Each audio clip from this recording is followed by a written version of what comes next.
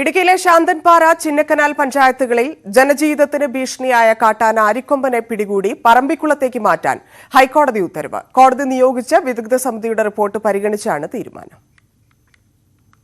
അരിക്കൊമ്പനെ മയക്കേട് വെച്ച് പിടികൂടി കൂട്ടിലടയ്ക്കാനുള്ള സർക്കാർ തീരുമാനത്തിനെതിരെ സമർപ്പിച്ച ഹർജിയിലാണ് കോടതി ഉത്തരവ്. ആനയെ ഇടുക്കിയിൽ നിന്നും പറമ്പിക്കുളത്തേക്ക് മാറ്റണമെന്ന് ഹൈക്കോടതി നിയോഗിച്ച 5 അംഗ വിദഗ്ധ സമിതി റിപ്പോർട്ട് നൽകിയിരുന്നു. പറമ്പിക്കുളത്ത് അരിക്കൊമ്പന് കഴിയാനുള്ള ആവാസ വ്യവസ്ഥയാണുള്ളത്. വെള്ളവും ഭക്ഷണവും പറമ്പിക്കുളത്ത് സുലഭമാണെന്നും വിദഗ്ധ സമിതിയുടെ റിപ്പോർട്ടിൽ പറയുന്നു.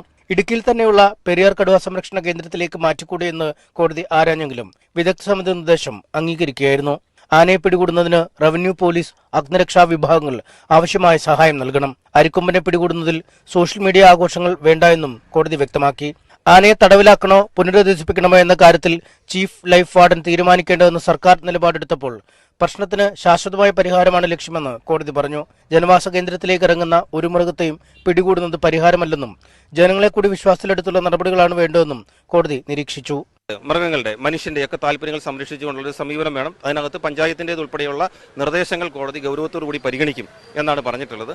വിധി കർഷക സമൂഹത്തിന് ആശ്വാസകരമാണെന്ന് വനം മന്ത്രി AK ശശീന്ദ്രൻ പ്രതികരിച്ചു.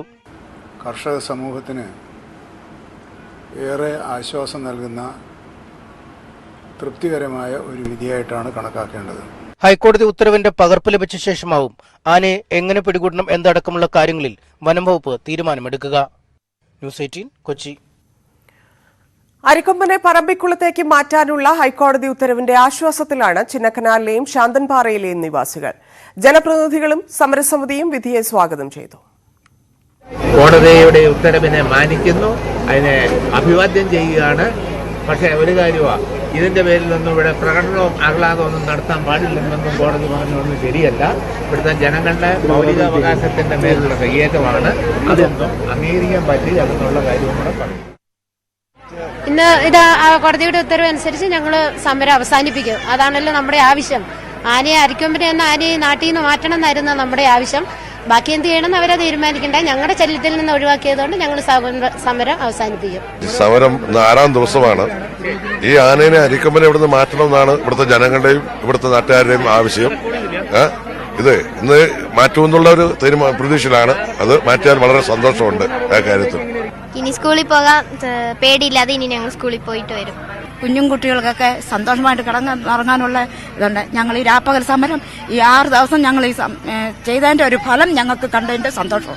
இந்த அரிக்கம்பனை பிடிச்சி மாற்றுறது எங்களுக்கு ரொம்ப சந்தோஷம். ஏன்னா பிள்ளைங்கள்லேருந்து நாங்கள் வேலைக்கு போயிட்டு வர்றதுலேருந்து எல்லாரும் நாங்கள் இந்த அரிக்கம்பனால கொஞ்சம் பயந்து நடந்தோம். எப்போ எங்கே இறங்கி வருமோன்னு கோடதியில் பிடிக்கக்கூடாதுன்னு விதி வந்தப்போ ரொம்ப சங்கடம் இருந்துச்சு.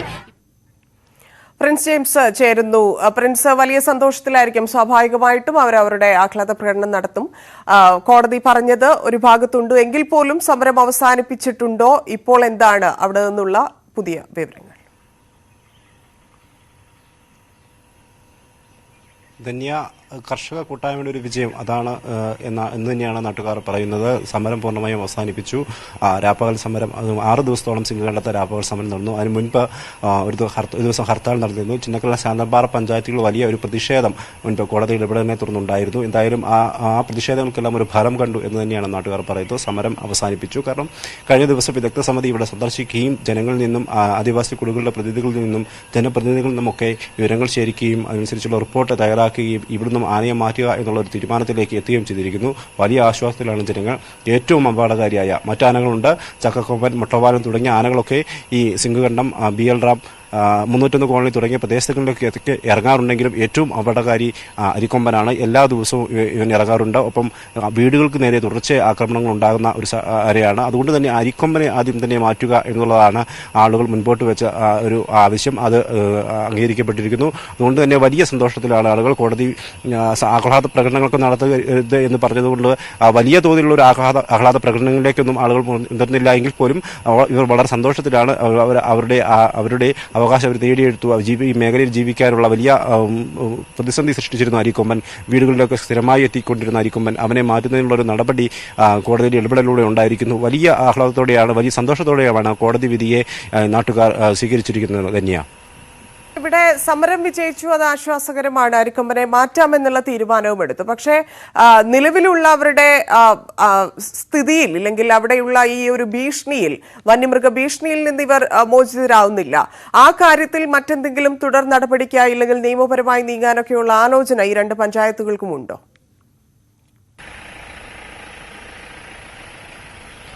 ധന്യ, മുൻപ് അതായത് ശക്തിവേലിന്റെ മരണത്തെ തുടർന്നുണ്ടായാണ് ഈ മേഖലയിലെ പ്രതിഷേധം കൂടുതൽ ശക്തമായി. മുൻപൊക്കെ ഈ കാട്ടാനാക്രമണം ഉണ്ടാകുമ്പോൾ പ്രതിഷേധങ്ങൾ ഉണ്ടാവുകയും വനംവകുപ്പിനെതിരെ പ്രതിഷേധമുണ്ടാകുകയും ശക്തമായ നിലപാടുകൾ ജനങ്ങളും ജനപ്രതിനിധികളും ഒക്കെ സ്വീകരിക്കുമെങ്കിലും തുടർന്നൊരു നടപടി ഉണ്ടാകുന്ന ഒരു സാഹചര്യങ്ങൾ ഉണ്ടായിരുന്നില്ല. എന്നാൽ ശക്തിവേലിന്റെ മരണത്തെ തുടർന്ന് 2 തവണ ദേശീയപാത ഉപരോധിക്കുകയും ഒപ്പം വനംവകുപ്പ് ഓഫീസിലേക്കുള്ള മാർച്ചടക്കമുള്ള സമരങ്ങൾ ആസൂത്രണം ചെയ്യുകയുമൊക്കെ ചെയ്ത് വലിയ പ്രതിഷേധത്തിലേക്ക് ചിന്നക്കനാൽ ശാന്തൻപാറ പഞ്ചായത്തിലെ നിവാസികൾ മാറിയതോടെയാണ് വനംവകുപ്പ് ഈ അരിക്കൊമ്പനെ പിടിച്ചു മാറ്റുക എന്നുള്ള നിലപാടിലേക്ക് എത്തിയത്. അതോടൊപ്പം മറ്റു ചില മാർഗങ്ങൾ അവർ മുൻപോട്ട് വെച്ചിരുന്നു. മുൻപ് ഇത്തരത്തിൽ ചക്കക്കൊമ്പൻ, മുട്ടവാൾ തുടങ്ങിയ ആനകളെ റേഡിയോ കോളർ ഘടിപ്പിച്ച് നിരീക്ഷിക്കും. ഒപ്പം ഈ കാട്ടാന ആക്രമണം നേരിടുന്ന മേഖലകളിൽ സോളാർ ഫെൻസിംഗ്, അതായത് ഹാങ്ങിങ് സോളാർ ഫെൻസിംഗ് 23 കിലോമീറ്റർ ചുറ്റളവിൽ ഏകദേശം സോളാർ ഹാങ്ങിങ് ഫെൻസിംഗ് ഏർപ്പെടുത്തുമൊക്കെ അന്ന് പ്രഖ്യാപിച്ചിരുന്നു. അതിനുള്ള ചെറിയ തോതിലുള്ള നടപടികളൊക്കെ ആരംഭിച്ചിട്ടുണ്ട്. പ്രത്യേകിച്ചും ഏറ്റവും അധികം അരിക്കൊമ്പന്റെ ഏറ്റവും അധികം ആക്രമണം ഉണ്ടായത് പന്നിയാർ എസ്റ്റേറ്റിലെ ഒരു റേഷൻ കടയ്ക്ക് നേരെയാണ്. കഴിഞ്ഞ തവണത്തെ ആക്രമണത്തിൽ ഈ റേഷൻ കട പൂർണ്ണമായും തകർന്നിരുന്നു. അവിടെ പുതിയ കട നിർമ്മിക്കുന്നതിനുള്ള നടപടികളൊക്കെ ഉണ്ട്. അതിനു ചുറ്റും സോളാർ ഫെൻസിംഗ് ഒരുക്കിയിട്ടുണ്ട്. അവിടെ ഒരു തോട്ടം തൊഴിലാളികളുടെ ലയങ്ങൾ അടങ്ങുന്ന ഒരു മേഖലയാണ്.